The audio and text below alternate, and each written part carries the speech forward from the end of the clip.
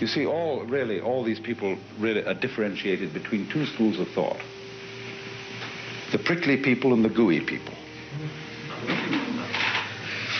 And on the side of goo, we have the romanticists, and on the side of prickles, the classicists. In medieval times, on the side of goo, we had people who were then called realists, and on the side of prickles, the people who were called nominalists. Now, realists believed that every man, individual person, was an example of an essence called mankind. The realists said that's a lot of nonsense. There are only particular people. There is no such essence called mankind. And today, the logical positivists and behaviorists are examples of prickly people, and mystics and idealists in the Berkeleyan sense are examples of gooey people. And this is an eternal debate. When you examine any substance closely, you find structure. But when your lens gets out of focus, you find substance or goo, because you can't see the details. So it is all homogeneous, like homogenized milk. So depending on the level of magnification with which you look at life, you see prickles or structure, and goo or stuff. And all philosophical debates go along between these people. Whereas the truth of the matter is, of course, that life is gooey prickles and prickly goo.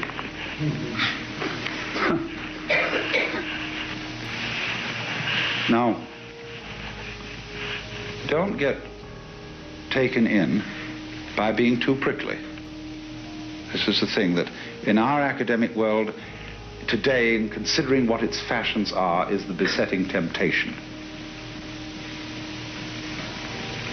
That to secure oneself as an honest and respectable academician who is of sound scientific approach.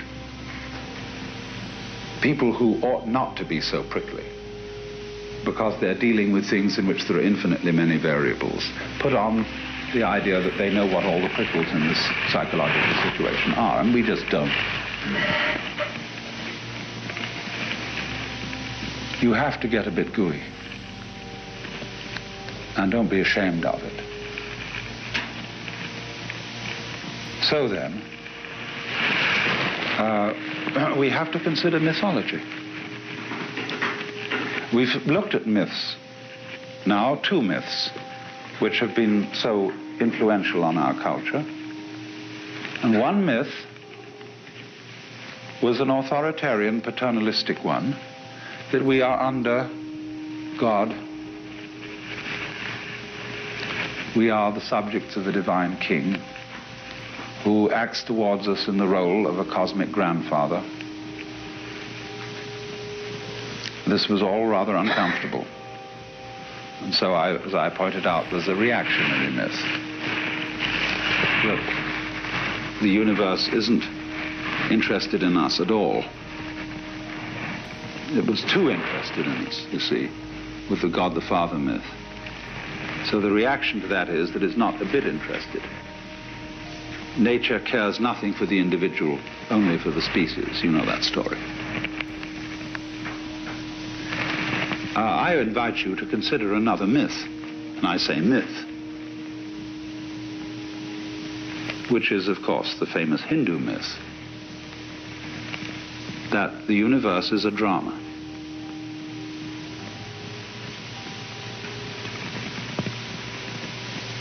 See, a drama is, it is an image, just like an artifact, considering the universe as something constructed, put together, manufactured. That's a myth. But the dramatic myth is different from the constructionist myth. In the dramatic myth, there is a very immediate relationship between any member of the world, that is to say, a human being, and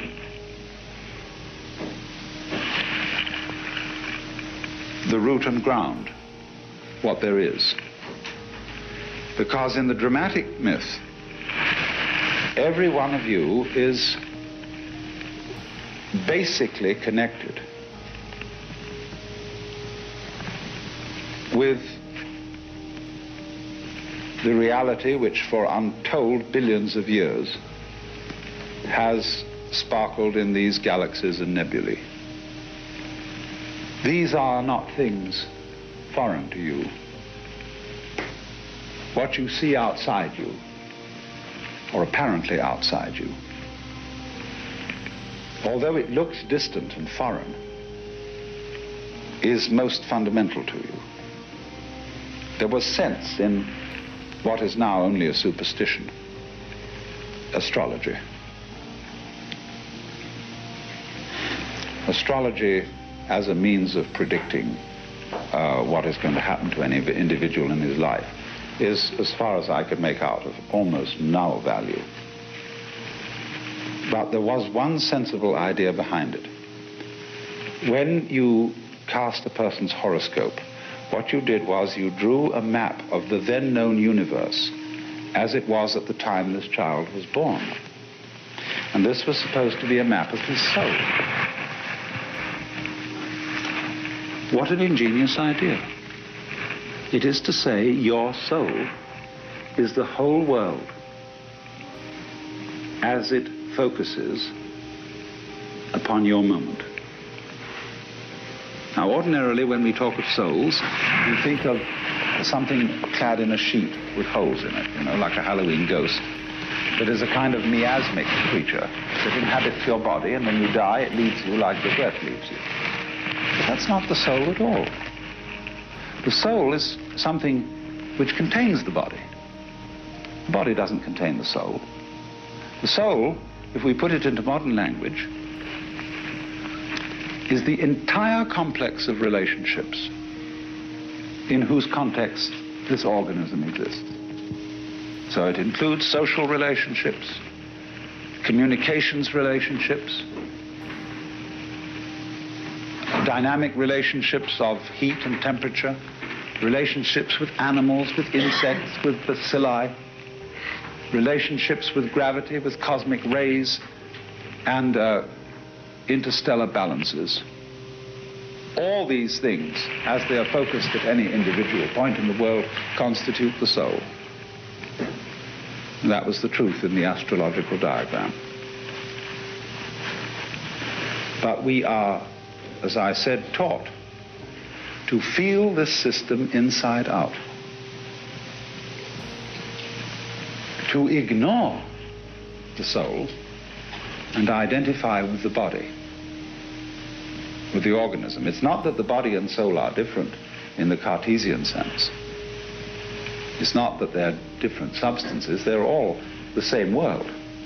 The soul is the physical world in its entirety. And God only knows what that contains, because our senses are attuned only to a very small spectrum band of the physical world. But there it is. And if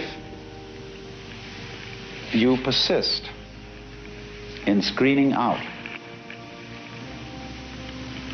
the knowledge of yourself as all that has been defined in our system of conventions as other than you, you're going to be very unhappy, because you're going to feel estranged. And this estrangement that most of us feel in our culture is reflected in things that we do that are very destructive. We constantly hear of man's conquest of nature. And we talk about the conquest of space. And we talk about when we climb great mountains, we speak as if we were conquering them. Why this hostility? Look at this rocket. These enormous, aggressive phallic emblems being zoomed at the moon. What do you think that means? They're going to screw the moon. Poor old Venus. No? Well, now, this is a ridiculous way to explore space. You're never going to get anywhere in a rocket. It's a crawling thing. It's a horse and buggy. If you want to explore space, the right direction to go is radio astronomy.